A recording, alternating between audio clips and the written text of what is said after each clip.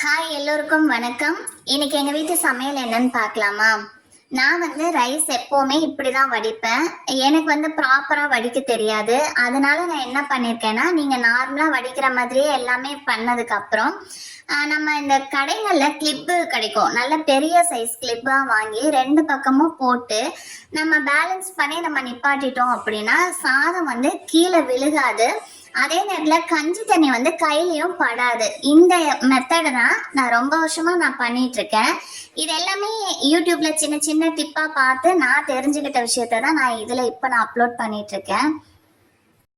இந்த மாதிரி எனக்கு தெரிஞ்சதை நான் கத்துக்கிட்டதை இந்த யூடியூப் சேனல்ல நான் போடுறேன். பிடிச்சிருந்தா லைக் அண்ட் சப்ஸ்கிரைப் பண்ணுங்க.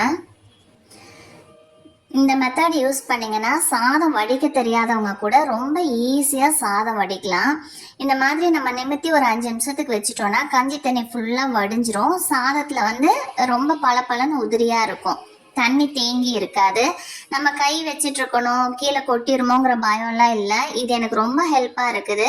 இதை ட்ரை பண்ணி பார்த்துட்டு எவ்வளோ யூஸ் ஆச்சுங்கிறத சொல்லுங்கள். பச்சை பயிறு கடைஞ்சு ரசம் வச்ச உருளைக்கிழங்கு கத்திரிக்காய் பொரியல், இதுதான் இன்னைக்கு எங்களோட லஞ்சு. அதுக்கு நம்ம ஒரு குக்கரில் பச்சை பயிறு ஒரு கப் எடுத்திருக்கேன். அது சும்மா ட்ரை ரோஸ்ட், எண்ணெயெல்லாம் விட வேண்டாம், லைட்டாக வறுத்துட்டு அது ஒரு பிளேட்டுக்கு நம்ம மாற்றிடுறோம். அதே குக்கரில் எண்ணெய் விட்டு சீரகம் போட்டுட்டு பூண்டு 10 பல்லு, வெங்காயம் உரிச்சது 10, ஒரு கொத்து கருவேப்பிலை, உங்கள் காரத்துக்கு தகுந்த அளவு பச்சை மிளகாய், இது எல்லாத்தையும் ஒரு 2 வதக்கு வதக்கினா போதும். சும்மா பேருக்கு மஞ்சத்தூள் பெருங்காயத்தூளும் போட்டு நல்லா வதக்கிட்டு நம்ம இதுக்கு தேவையான அளவு தண்ணி ஊற்றிக்கலாம். நான் பச்சை பயிரில் இருந்தே ரசம் வைக்கணுங்கிறதுக்காக தண்ணி கொஞ்சம் அதிகமாக ஊற்றிருக்கேன். நம்ம வறுத்து வச்சோம் இல்லையா பச்சை பயிறு, அதையும் எடுத்து இப்போ போட்டுக்கலாம். இதுக்கு ஒரே ஒரு தக்காளி பழம் சின்னதாக போதும். ஆனால் நான் ரசம் வைக்க போகிறேங்கிறதுனால இதுலேயே 2 தக்காளி பழமும் நான் போட்டு மூடி ஒரு 5-6 விசில் விட்டுட்டோம் அப்படின்னா அதில் நல்லா சாஃப்டாக வெந்து வந்துடும். இப்போ பொரியலுக்கு உருளைக்கிழங்கு கத்திரிக்காய் எடுத்து கட் பண்ணி கருவேப்பிலையும் போட்டு தண்ணியில் வச்சுருக்கேன். நான் கொஞ்சம் பெரிய சைஸாக தான் கட் பண்ணி வச்சுருக்கேன். கடாயில் எண்ணெய், கடுகு, உளுந்து, சீரகம் தாளிச்சிட்டு கொஞ்சமாக பெருங்காயத்தூள் போட்டுக்கலாம். உருளைக்கிழங்கு வாயுங்கிறதுனால கொஞ்சம் பெருங்காயத்தூளும் போட்டாச்சு. நம்ம கட் பண்ணி வச்ச உருளைக்கிழங்கு, கத்திரிக்காய், கருவேப்பிலை அதையும் எடுத்து எண்ணெயில் போட்டு ஒரு வதக்குனதுக்கு அப்புறமா மஞ்சத்தூள் போட்டுக்கணும். நம்ம வீட்டில் அரைச்ச குழம்பு மிளகாத்தூள் இருக்கு, அது இல்லை அப்படின்னா நீங்கள் தனி மிளகாத்தூள் மல்லித்தூள் சேர்த்துக்கலாம். நான் குழம்பு மிளகாய் தூள் சேர்த்துருக்கேன். இதில் தேவையான அளவு உப்பு போட்டு நல்லா வதக்கணும். நம்மளுக்கு வதக்கும் பொழுதே அந்த உப்பு காரம் எல்லாம் சேர்ந்த மாதிரி வந்ததுக்கு அப்புறம் நம்ம இந்த காய் வேகிற அளவுக்கு தண்ணி ஊற்றி வேக வைக்க போகிறோம். காய் மூழ்கிற அளவுக்கு தண்ணி ஊற்றி மூடி வச்சு மீடியம் ஃப்ளேமில் ஒரு 10 நிமிஷம் குக் பண்ணோம்னாலே நம்மளோட பொரியல் ரெடி ஆகிடும்.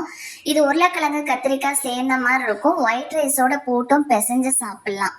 அதுக்குள்ளே சைடில் குக்கரில் விசில் வந்துருச்சு. நான் ரசத்துக்கு 2 தக்காளி பழத்தை எடுத்து புளியில் போட்டு வச்சுக்கிட்டேன். பருப்பு தண்ணியும் எடுத்து புளி கரைசலில் ஊற்றி வச்சுக்கிறேன். இப்போ ரசத்துக்கு தேவையான பருப்பு தண்ணி, தக்காளி, புளி தண்ணி 3மே இந்த பாத்திரத்தில் இருக்குது. குக்கரில் பார்த்தீங்கன்னா தண்ணி அளவாக இருக்குது. இப்போ இந்த பயிருக்கு தேவையான அளவு உப்பு போட்டு நம்ம மத்து வச்சு கடைஞ்சி வச்சுக்கிட்டோம் அப்படின்னா பாசி பயிர் கடையல் ரெடி. இதை தாளிக்கணுங்கிற அவசியம் கிடையாது. நான் தாளிக்கிற இது கிடையாது, ஏன்னா முன்னாடியே நம்ம தாளிச்சிடுறதுனால 2வது நான் தாளிக்க மாட்டேன். நல்லா அதை கடைஞ்சிட்டு கடையிறப்பவும் ரொம்ப நைஸாக கடையக்கூடாது, அப்போ ரொம்ப வளவளன்னு ஆயிரும். அந்த மாதிரி இல்லாமல் கொஞ்சம் கதகதன்னு இருக்கிற மாதிரி கடைஞ்சி அப்படியே நான் ஒரு பாத்திரத்துல மாற்றிடுவேன். இது சாதத்தில் போட்டு சாப்பிட்றப்போ நெய்யோ இல்லை தேங்காய் எண்ணெயோ ஊற்றி சாப்பிட்டா நல்லா இருக்கும். இப்போ காயில் பாருங்க தண்ணி வத்தி வந்துருச்சு. இது இன்னும் கொஞ்சம் வத்தணும், தண்ணி இன்னும் கொஞ்சம் இருக்கு. காயில் தண்ணி இன்னும் கொஞ்சம் வத்தணும். அதனால நம்ம ரசம் பார்க்கலாம். அந்த புளி தண்ணி, தக்காளி, பருப்பு தண்ணி 3ம் போட்டு நான் ரெடி பண்ணி வச்சிருக்கேன். ரசத்துக்கு தேவையானது எல்லாமே எடுத்து வச்சிருக்கேன். இப்போ ரசம் தாளிச்சிடலாம். அதே குக்கர் தான். கொஞ்சமாக எண்ணெய் விட்டுட்டு நான் ரசம் நெய்யில் தான் தாளிப்பேன். நான் நெய் தான் இப்போ போட்டிருக்கேன். நெய் போட்டு கடுகு சீரகம் தாளிச்சதுக்கு அப்புறம் ஒரு கட்டி பூண்டு தட்டி வச்சிருக்கேன். ஒரு 3-4 காஞ்ச மிளகாய், ஒரு கொத்து கருவேப்பிலை போட்டுட்டு கொஞ்சம் தேவையான அளவு பெருங்காயத்தூள் போட்டு நல்லா வதக்கிட்டு மஞ்சத்தூளும் கல் உப்பும் போட்டிருக்கேன். இப்போ நம்ம இந்த புளி தண்ணி எடுத்து வச்சோம் இல்லையா, அதையும் போட்டுட்டு தேவையான அளவு தண்ணியும் ஊற்றிட்டு வெல்லம் போடுவேன். ரசத்துக்கு எப்போவுமே வெல்லம் போட்டால் டேஸ்ட்டு நல்லா இருக்கும். அதுக்கப்புறம் நான் கடை ரசப்பொடி தான் போட்டிருக்கேன். இப்போ போட்டு மல்லித்தலை கருவேப்பிலை எல்லாமே மேலால போட்டு தேவையான அளவு தண்ணி ஊற்றி நான் ரசத்தை கொதிக்க விட மாட்டேன். நுரைச்சி வர்ற அளவுக்கு வந்தோடனே நான் ஆஃப் பண்ணிடுவேன். நம்ம ரசம் அங்கே எல்லாம் ரெடி பண்ண கேப்பில் இங்கே வந்து காய் ரெடி ஆயிடுச்சு. தண்ணி ஃபுல்லாக ட்ரை ஆகிட்டு எப்படி இருக்குன்னு பாருங்கள். இது ஒயிட் ரைஸில் போட்டு பிசைஞ்சு கூட சாப்பிட்லாம், நல்லா இருக்கும்.